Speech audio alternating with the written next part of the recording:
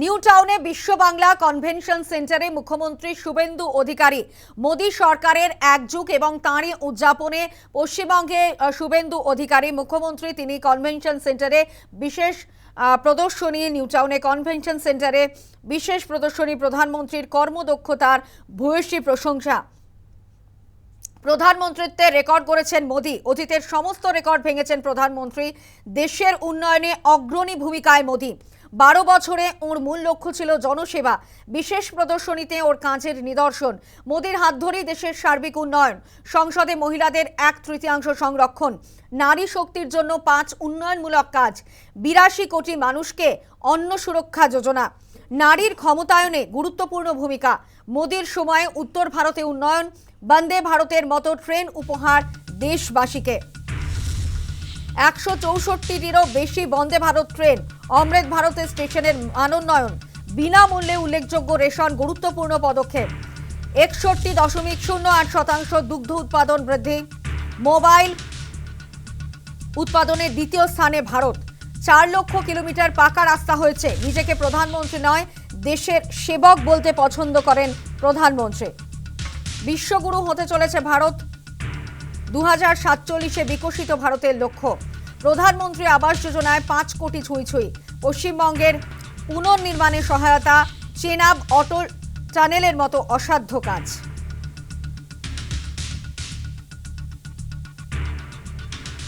আমাদের দেশের 140 কোটি মানুষের গর্বের এবং হৃদয়ের প্রধানমন্ত্রী শ্রী নরেন্দ্র দামোদর দাস মোদী, যিনি অতীতের সব রেকর্ড ভেঙে দিয়ে একটানা সর্বোচ্চ দিন প্রধানমন্ত্রী থাকার এক ঐতিহাসিক রেকর্ড তৈরি করেছেন, যিনি নিজেকে প্রধানমন্ত্রী হিসেবে বলতে ভালোবাসেন না, প্রধান সেবক হিসেবে বলতে ভালোবাসেন।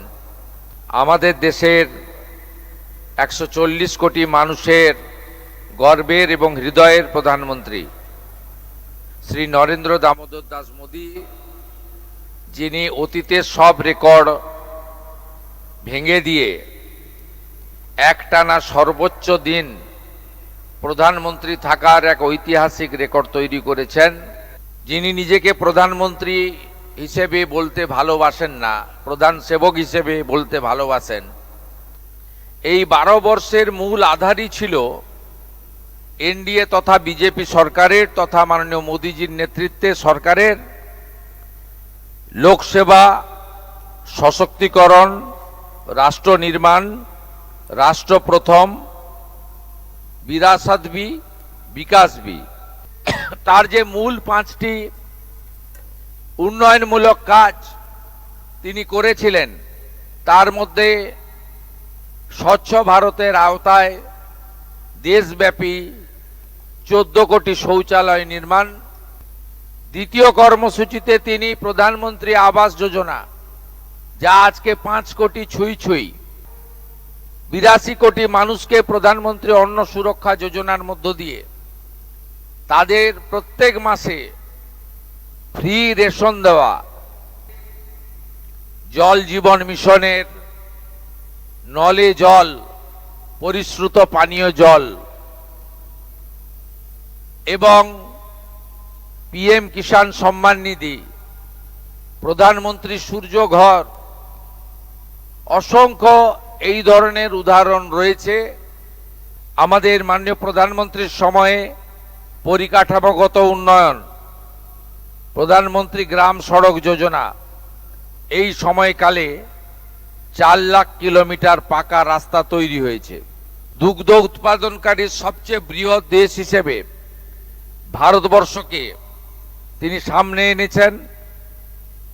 এই সময়কালে 61.8% দুগ্ধ উৎপাদন বৃদ্ধি পেয়েছে, যা সর্বমোট 247 মিলিয়ন টনেরও বেশি হয়ে গেছে এই সময়কালে। ভারতীয় রেলের 99.4%-এর বেশি ব্রডগেজ বিদ্যুতায়ন সম্পন্ন হয়েছে। দেশ জুড়ে 1317টি বেশি রেল স্টেশন অমৃত ভারত স্টেশন যোজনার অন্তর্ভুক্ত করে আধুনিক মানের রেল স্টেশন তৈরি করা হয়েছে। এখন অবধি 164টির বেশি বন্দে ভারতম ভারত এক্সপ্রেস ট্রেন তৈরি হয়েছে।